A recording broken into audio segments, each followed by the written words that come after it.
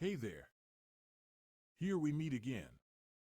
By now you would have been aware of our guide to a monthly breast exam for women. What about our male counterparts? Ever wondered if males also need a breast exam?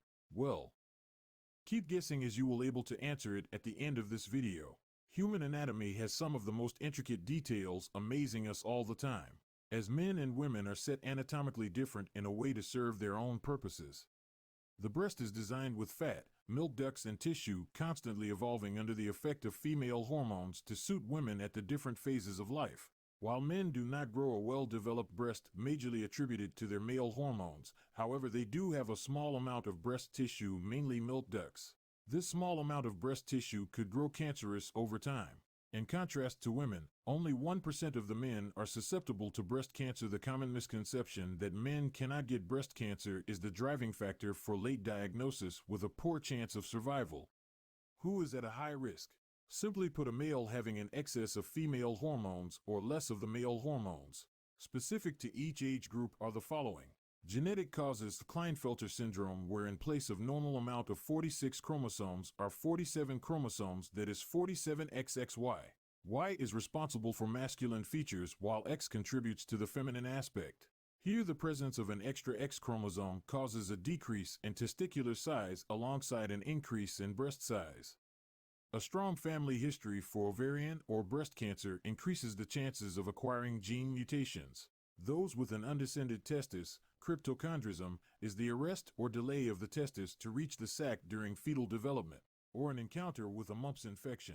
And if you are a young individual, then obesity triggers a kind of female hormone known as estrogen to increase in production, leading to breast tissue development known as gynecomastia or male breast. Alcohol consumption causes liver cirrhosis. Cirrhosis means scarring of the liver, which reduces its function of removing toxins from the body effectively. Again, more estrogen in the male body. Occupational exposure in steel industries and those working in hot furnaces or near exhaust fumes are prone to testicular damage due to the constant high heat affecting the normal function of testis. Men over the age of 60 years, ideally at around 71 years of age. With an increasing age, the risk for cancer increases. Prostate enlargement in old age, and the drugs used to treat them have estrogen, again leading to excess female hormones in the body. Radiation to chest for neck and chest cancers or repeated imaging causing excess radiation exposure also triggers cancerous growth. And what about trans and non-binary individuals? If assigned male at birth, the chances are comparatively low. But if under any feminizing hormones, the chances raise significantly. In such cases, a sudden growth spurt in the breast tissue might be confusing as to whether it is cancerous or plainly due to the effect of feminizing drugs. If assigned female at birth, the chances are pretty high despite masculinization treatment or surgeries. Now that we have thoroughly understood the risk population, let's move on to the question: who, when, how is a breast self-exam done in males? Who? Ideally, all men after puberty, especially those under high risk. Trans and non-binary people. When? Monthly once. Fix a date that is easier for you to remember so that you will perform the test on the same day each month. And those under high risk category should always follow up with an expert checkup yearly once. How? C. Touch nipple breast unit screening.